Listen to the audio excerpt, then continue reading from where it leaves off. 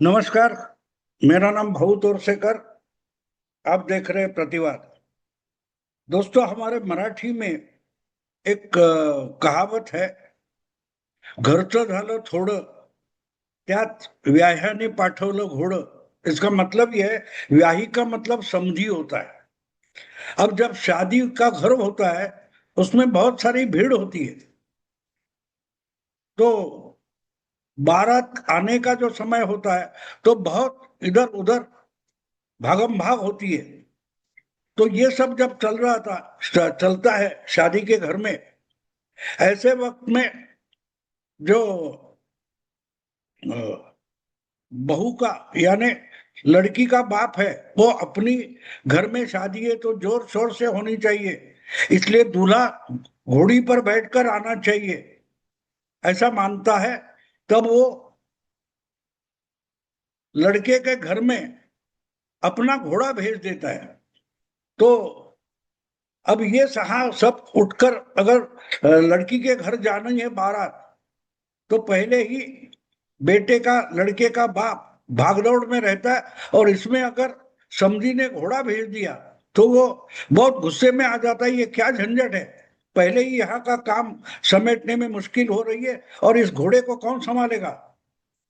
तो इस मुश्किल में और एक मुश्किल बढ़ती है, तब ये कहावत का इस्तेमाल होता है, घरचं झालं थोडं आणि व्याह्याने पाठवलं घोड़ं।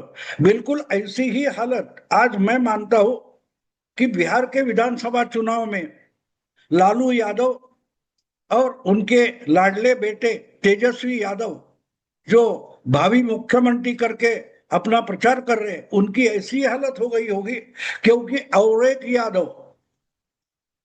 यादव बिहार पहुंच गया है, जिसका नाम है योगेंद्र यादव। अब ये वैसे नाम के तो यादव है, लेकिन बहुत बहुरूपिया इंसान है। कभी वो ओपिनियन पोल कंडक्ट करने वाले कोई सेफोलॉजिस्ट होते हैं, कभी किसान नेता होते हैं, कभी आम आदमी पार्टी के संस्थापक नेता होते हैं, कभी राज्य के विश्लेषक होते हैं, कभी और कुछ होते हैं। हर दिन, हर मौसम में उनका कलर चेंज होता है, उनका रूप चेंज होता है, लेकिन सूरत है जानी पहचानी, लोग इनको जानते हैं कि ये बहुरूपिया है। तो अचानक से हर जगह जो योगेंद्र यादव पहुंच जाते हैं, उनकी एक खासियत है, वो राजनीति के और चुनाव नीति के बड़े माहिर माने जाते हैं, जिनका एक अलग रिकॉर्ड है। राहुल गांधी ने अगर 90 से ज्यादा चुनाव हारे हैं, राहुल की नेतृत्व में कांग्रेस पार्टी ने 90 से ज्यादा चुनाव हारने का अगर रिकॉर्ड किया है, तो ज्यादा से ज्यादा गलत तरीके के अनुमान करना, ये योगेंद्र यादव की खासियत है। मानो एक पार्टी डूब रही है, तो जो डूबने वाली पार्टी है, उस पार्टी की पॉपुलैरिटी की सुनामी लाने में योगेंद्र यादव माहिर होते हैं। एक साल पहले की बात है, आपको याद होगा, लोकसभा चुनाव के बाद जब 3-4 महीने में हरियाणा को चुनाव शुरू था, हरियाणा विधानसभा का चुनाव चल रहा था, तो इन्होंने ऐसी हवा बना दी, ऐसी हवा बना दी अपने बयानों से, कि कांग्रेस उछल कूद करने लगी थी। कांग्रेस के अलग अलग नेता मुख्यमंत्री होने के लिए एक दूसरे से लड़ पड़े थे। इतना योगेंद्र यादव का गलत अनुमान होता है कि उस अनुमान से वो जिसको फेवर करते हैं, मानो वो डूब गया। और हुआ यही हुआ था। हरियाणा में कांग्रेस आराम से विधानसभा जीत जाएगी, ऐसा अनुमान योगेंद्र यादव ने पहले से 1 महीने से ज्यादा पहले डिक्लेयर कर दिया था। और उसके बाद कांग्रेस में भगदड़ मच गई थी कि मुख्यमंत्री कौन बनेगा। और आहिस्ते आहिस्ते जब वोटिंग शुरू हो गई, एक दिन नजदीक आ गया, उस दिन तो मतगणना के पहले योगेंद्र यादव ने यहां तक बता दिया कि कांग्रेस की सरकार बनेगी, बहुमत तो होगा, लेकिन बहुत बड़ी कांग्रेस की राहुल राहुल गांधी की लहर है हरियाणा में, और शायद ये सुनामी होगी तो मुझे आश्चर्य नहीं लगेगा। ऐसा कौन बोला था? योगेंद्र यादव, जो खुद को सेफोलॉजिस्ट भी मानते हैं। और क्या हुआ? मतगणना के बाद क्या हुआ? हमने देखा कि मोदी की या बीजेपी की सुनामी नहीं आई होगी, लेकिन जो बीजेपी की लहर उठ खड़ी हुई हरियाणा में, उसमें देखते देखते कांग्रेस पार्टी डूब गई। 1 साल हो चुका, तब तक अपोजिशन लीडर भी कांग्रेस पार्टी तय नहीं कर सकती थी। इतनी बुरी बाढ़ में कांग्रेस पार्टी हरियाणा चुनाव के बाद डूब गई। ये योगेंद्र यादव है जो हमको विश्वास पूर्वक झूठ बोल सकते, जो बोल रहे हैं, या हम छाती ठोक कर बोल सकते कि ये इंसान झूठ बोल रहा है। और बड़ी आसानी से सैयद भाषा में वो झूठ बोलते हैं। ये कहा जाता है ना, मीठे जहर की है मीठी छुरी। ये बिल्कुल मीठे जहर की मीठी छुरी का मतलब योगेंद्र यादव होता है। सरासर झूठ बोलता है इंसान हर बार। और जो कोई इनके नजदीक जाता है, बहुत जल्दी उसको पता चल जाता है कि इससे हमारे जान को धोखा है, हमारे करियर को धोखा है, लात मार कर निकाल देता है। आम आदमी पार्टी के संस्थापक सदस्य है, लेकिन 2015 में दिल्ली का चुनाव अच्छी तरीके से प्रचंड बहुमत से आम आदमी पार्टी ने जीत लिया था। उसके बाद पहला काम, अगर केजरीवाल ने क्या किया होगा, तो इनको लात मारकर बाहर बाहर कर दिया। हाँ, बाद में लात मारी, लेकिन पहले जिस दिन केजरीवाल का 2015 में दूसरी बार मुख्यमंत्री पद के लिए शपथ विधि हो रहा था, उस शपथ विधि के बाद जो भाषण किया केजरीवाल ने मुख्यमंत्री बनकर, तो उन्होंने पहले अगर किसको थप्पड़ मारा होगा तो वो योगेंद्र यादव को मारा था। क्योंकि मुझे याद है उस वक्त मैं वीडियो वगैरह नहीं बनाता था, मैं ब्लॉग लिखता था मराठी में, और मेरे ब्लॉग पर आज भी वो लेख आपको मिलेगा कि कैसे शपथ लेते लेते प्रशांत भूषण और योगेंद्र यादव को केजरीवाल ने लात मारी है। हुआ जल्दी, जब उनके नेशनल कमेटी की मीटिंग थी या नेशनल कन्वेंशन था, वहां से योगेंद्र यादव और प्रशांत भूषण को धक्के मारकर आम आदमी पार्टी से निकाल दिया। सिर्फ मीटिंग से नहीं, पार्टी से ही निकाल दिया। तो ये योगेंद्र यादव का परिचय है। और जब ऐसा इंसान कहीं भी जाता है, तो मानो आपको दुश्मन की जरूरत नहीं है, आप पर संकट आने की जरूरत नहीं है। योगेंद्र यादव खुद ही एक बड़ा संकट है। तो अब कुछ 12 दिन बचे हैं बिहार चुनाव के नतीजे आने के लिए, और वोटिंग शुरू होने के लिए सिर्फ 3-4 दिन बचे हैं। ऐसे समय में अचानक योगेंद्र यादव बिहार पहुंच गए, पटना पहुंच गए, और उन्होंने लालू यादव और तेजस्वी यादव के लिए शापवाणी का उच्चार किया।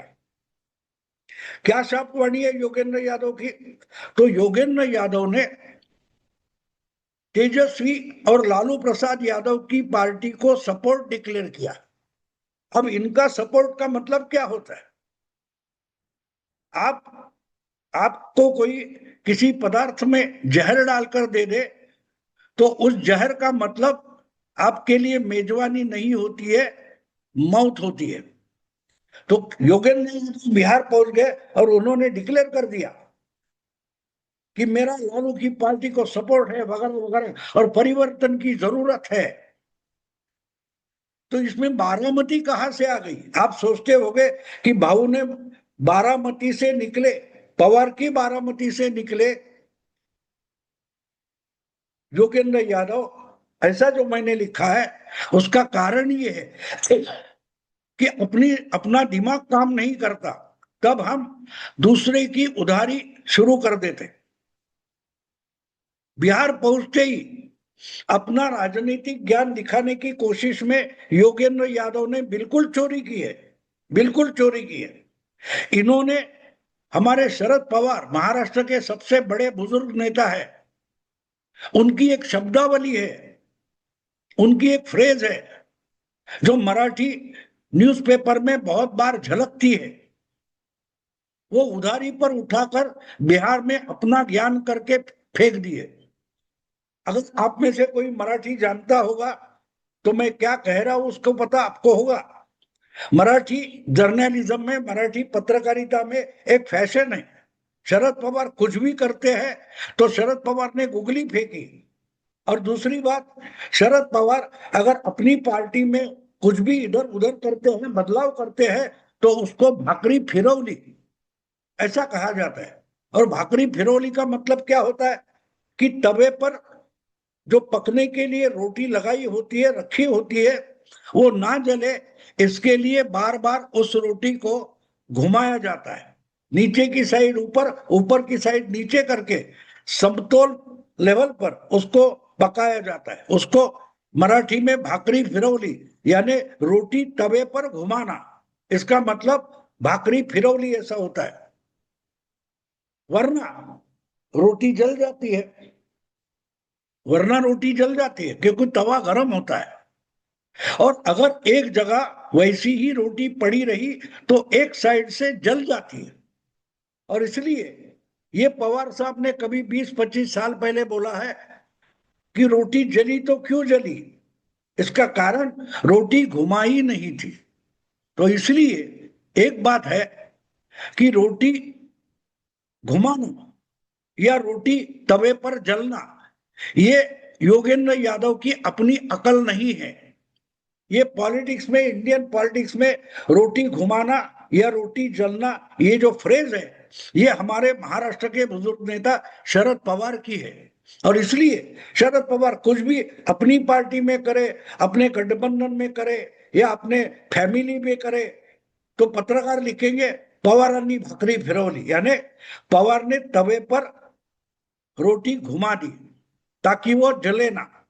और वही फ्रेज लेकर बिहार पहुंचे योगेंद्र यादव एक ट्वीट करते हैं या सोशल मीडिया पर लिखते हैं कि बिहार की रोटी जली है, इसका मतलब बिहार में सब कुछ खराब हो गया है, अगर वो बदलना है तो परिवर्तन की जरूरत है, रोटी को घुमाना पड़ेगा क्योंकि रोटी एक साइड से जली है।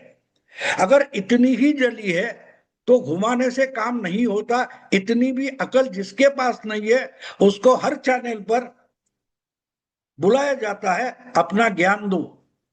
अगर रोटी जल जाती है तो उसके बाद वो खाने लायक बचती नहीं। गरम तवे पर आप उसको घुमाओ फिराओ या दूसरी तरफ से पकाने की कोशिश करो, कुछ फायदा नहीं होता क्योंकि एक तरफ से जलकर वो रोटी कोयला हो जाती है, वो खाने के लायक बचती ही नहीं। तो एक तरीके से योगेंद्र यादव ने बिहारी वोटर का अपमान कर दिया। 20 साल से बिहार का वोटर अगर रोटी घुमा नहीं रहा है तो बिहार का वोटर पागल है, उसको परिवर्तन करना चाहिए। लेकिन परिवर्तन करके क्या करेगा, ये नई बात भी नहीं है। मुझे याद है 2019 का चुनाव होने के बाद दिल्ली में ऐसे ही अधमरे कम अक्कल के जो बुद्धिजीवी है उनका एक जमावड़ा हुआ था, आपको वीडियो भी मिलेगा। उसमें शेखर गुप्ता थे और बहुत सारे थे और योगेंद्र यादव भी थे। तो योगेंद्र यादव इतने गुस्से में थे कि मैंने हैंडबिल छपवा कर पूरे चंडीगढ़ में बंटवारा किया था, गुरुग्राम में बंटवारा किया था, फिर भी बीजेपी चुनकर आई। तो मुझे इतना गुस्सा आया कि वोटर की कॉलर पकड़कर उसको गाली दे दूं, दो मुक्के मारूं। ये इनकी डेमोक्रेसी है। तो ये बुद्धिजीवी है ही नहीं। और उस वक्त उन्होंने कहा था कि कांग्रेस मस्ट डाई, कांग्रेस को मर जाना चाहिए, 2019 में कहा था। और फिर 2-3 साल बाद यही कांग्रेस को जीवित करने के लिए राहुल गांधी की पदयात्रा में शामिल हुए थे। बाद में यही कांग्रेस के सलाहकार भी बने, राहुल गांधी के सलाहकार बने और कांग्रेस और डूबती गई है।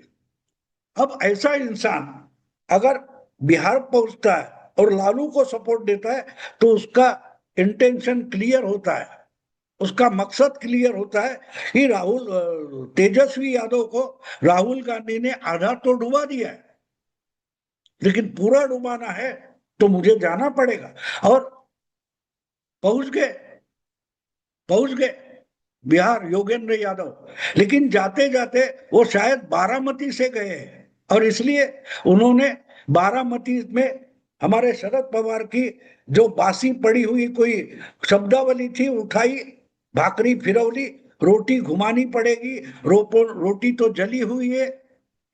इससे जो बड़ी बुरी रिएक्शन बिहार में आई है, उसका नुकसान कांग्रेस को हो ना हो, लेकिन तेजस्वी यादव को बिल्कुल होगा।